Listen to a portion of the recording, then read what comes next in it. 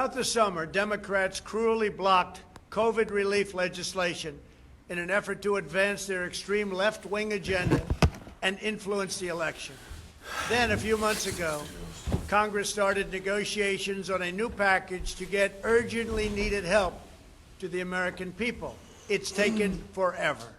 However, the bill they are now planning to send back to my desk is much different than anticipated.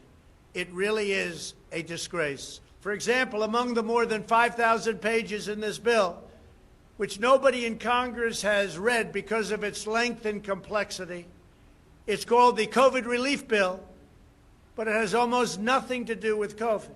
This bill contains $85.5 million for assistance to Cambodia, $134 million to Burma, $1.3 billion for Egypt and the Egyptian military, which will go out and buy almost exclusively Russian military equipment, $25 million for democracy and gender programs in Pakistan, $505 million to Belize, Costa Rica, El Salvador, Guatemala, Honduras, Nicaragua, and Panama, $40 million for the Kennedy Center in Washington, D.C., which is not even open for business, $1 billion for the Smithsonian, and an additional $154 million for the National Gallery of Art. Likewise, these facilities are essentially not open. $7 million for reef fish management, $25 million for reef fish management, $25 million to combat Asian carp, $2.5 million to count the number of amberjack fish in the Gulf of Mexico, a provision to promote the breeding of fish in federal hatcheries, $3 million in poultry production technology, $2 million to research the impact of down trees, $566 million for construction projects at the FBI.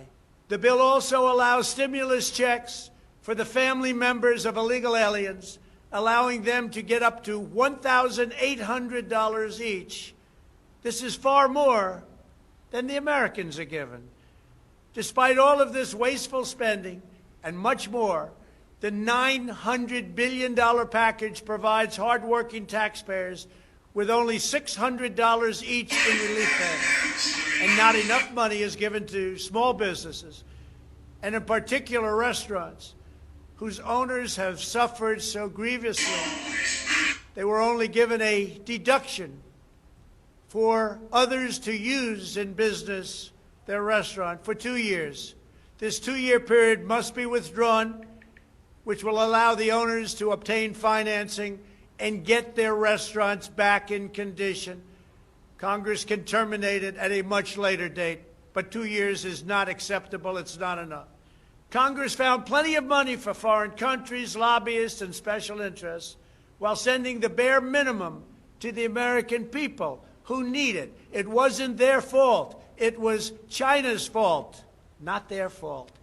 I am asking Congress to amend this bill and increase the ridiculously low $600 to $2,000 or $4,000 for a couple. I am also asking Congress to immediately